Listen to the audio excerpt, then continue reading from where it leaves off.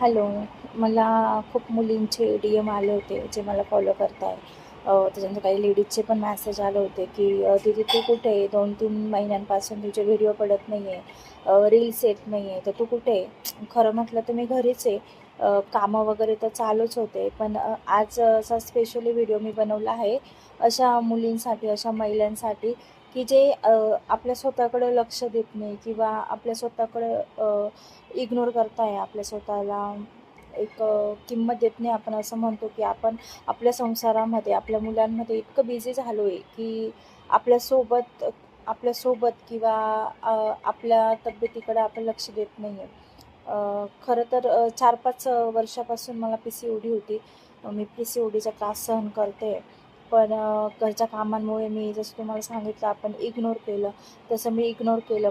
Hormone imbalance पण होते. पण मग हार्मोन इम्बॅलन्समुळे मला मूड खूप सेव्हिंग व्हायचे माझे. कधी-कधी मला खूप रडू यायचं. कधी-कधी माझं कामात लक्ष लागत नव्हतं, मन लागत नव्हतं, कुठे फिरता पण येत नव्हतं. म्हणजे माझ्यासोबत काय होतं हे मला समजत नव्हतं.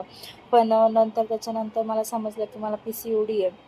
पी-सी-ओ-डीच्या खूप साऱ्या ट्रीटमेंट्स घेतल्या, खूप सारे मेडिसिन घेतल्या, पण मला कुठलाही डॉक्टरांचा रिझल्ट आला नाही. मी जसं की आपण सगळंच नेटवर सर्च करतो, नेटवर सर्च करून झालं, ओवाचं पाणी घेतलं, मेथीचं पाणी घेतलं, पण मला कुठल्याही प्रकारचा रिझल्ट आला नाही.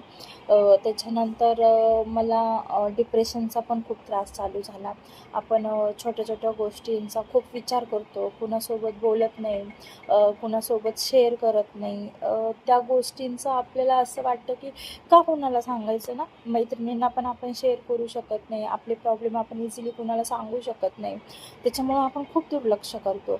पण तुम्हाला माहिती आहे का, त्याचे साईड इफेक्ट इतके होता ना, की ते साईड इफेक्ट झाल्यानंतर आपण कदाचित ते परत बरे नाही करू शकत किंवा असं असं म्हणता येईल, की ते इग्नोर आपण इतके केलं आहे, की त्याला परत हील करता येत नाही आपल्याला, असं पण म्हणता येईल.